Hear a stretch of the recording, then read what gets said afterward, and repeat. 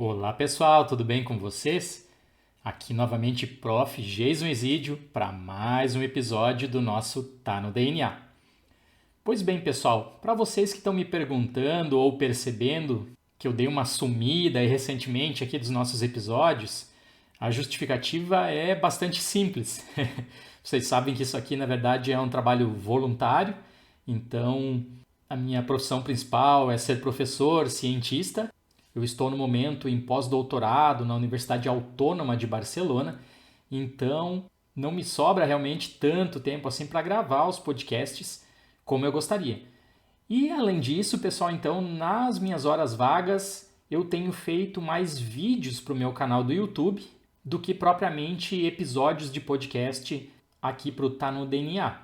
É um formato que aparentemente vocês gostam mais, então eu tenho dado uma certa prioridade a fazer vídeos lá para o meu canal. Inclusive, a gravação desse episódio aqui, especificamente, vocês podem me procurar lá, então, no @JasonIsidio dentro do YouTube, vão achar aqui a gravaçãozinha desse episódio de áudio. Mas bem, pessoal, feitas essas explicações, vamos falar um pouquinho de ciência. Eu já estava me preparando aqui hoje, viernes, eu já ia dar uma corrida aqui, fazer um exercício físico, porém eu vi que acabou de sair uma notícia aqui no site da revista Nature, de um artigo fantástico que quebrou um recorde na área da genômica. Então eu não podia deixar de vir gravar esse videozinho aqui para vocês e contar essa super novidade fantástica. Temos um novo recorde nos tamanhos de genoma. Então para o pessoal que vai olhar o videozinho, tá bem grande lá no site da Nature, né? The biggest genome ever found belongs to this odd little plant. Ou seja, nós achamos, nós não porque eu não participei, os cientistas acharam dentro de uma espécie bastante rara de samambaia, essa planta bem pequenininha aqui e bem rara que faz parte de uma ilha específica lá na Nova Caledônia, um território francês no Pacífico. Pela foto no site da Nature vocês vão conseguir ver que ela é bem pequenininha, tá ali escondidinha no chão.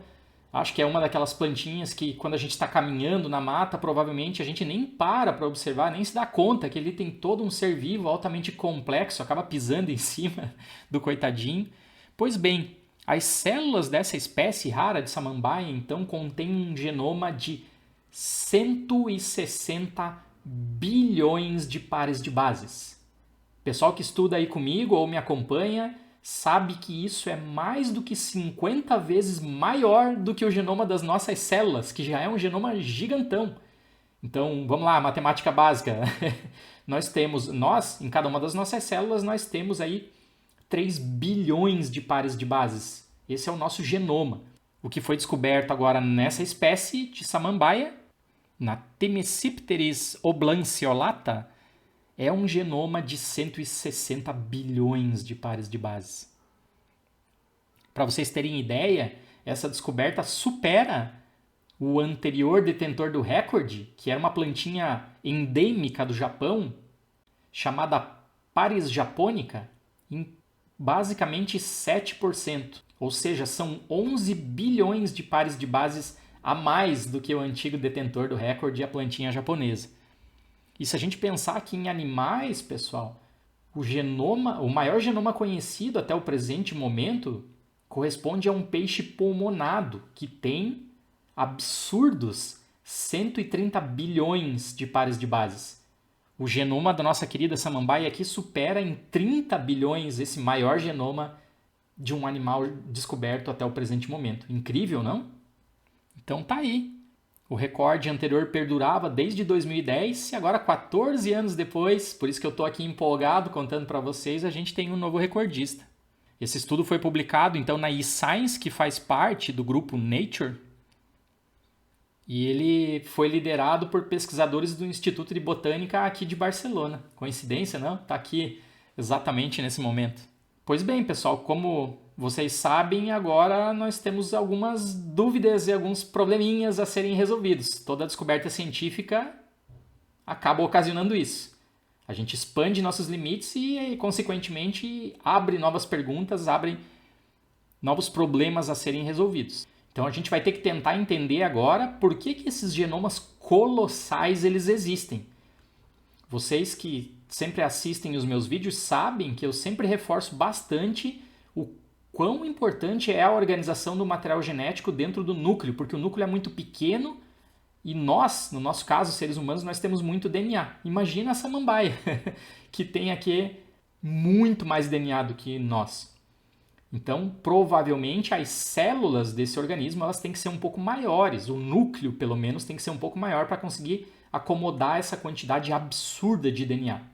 Também permanecem dúvidas de como esses organismos manejam essas quantidades absurdas de DNA.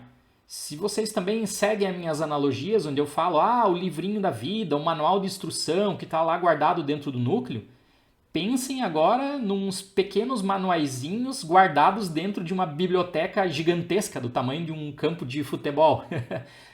É muito difícil de achar as instruções para fazer as coisas que você quer quando você tem algo muito grande para procurar. É a situação aqui, porque apesar de que essa planta tem um genoma muito grande, muito provavelmente ela não tem um número de genes tão mais elevado assim.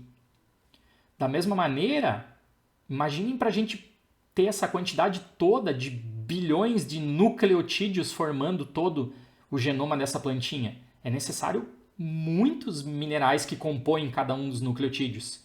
Ou ainda quando a planta precisa entrar num processo de mitose para crescer, por exemplo, ou para repor algum tecido dela. Ela precisa antes duplicar todo esse DNA gigantesco. E isso vai ser uma energia gasta absurda.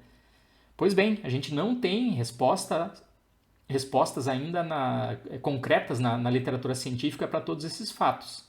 A questão é que talvez essa plantinha viva num lugar onde ela não tenha tanta competição, ela não precise ser tão rápida e ela tenha acesso aos minerais e a energia, a água, tudo que ela precisa para crescer no ritmo dela.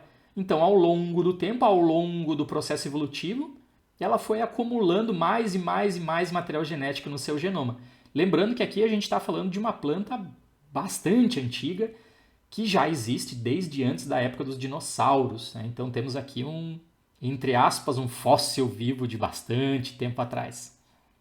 Lembrando, pessoal, que saber a quantidade do genoma não significa necessariamente saber a sequência dele.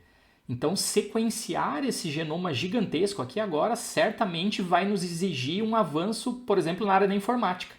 Nós não temos capacidade computacional na atualidade para sequenciar esses genomas inteiros de centenas de bilhões de pares de bases. Então, apesar de saber que eles existem, nós não saberemos completamente a sequência dele. Isso certamente atrapalhará um pouco os estudos evolutivos ou mesmo a nossa compreensão de como esse organismo funciona. Mas é isso, pessoal. Então, tá feita aqui a comunicação para vocês. Temos um novo episódio no Tá no DNA. Quem quiser assistir esse videozinho sendo gravado, é só correr lá no @JasonIsidio no YouTube. E agora sim eu vou dar uma corridinha aqui para fazer um exercício físico. Um grande abraço para vocês todos e até o nosso próximo episódio.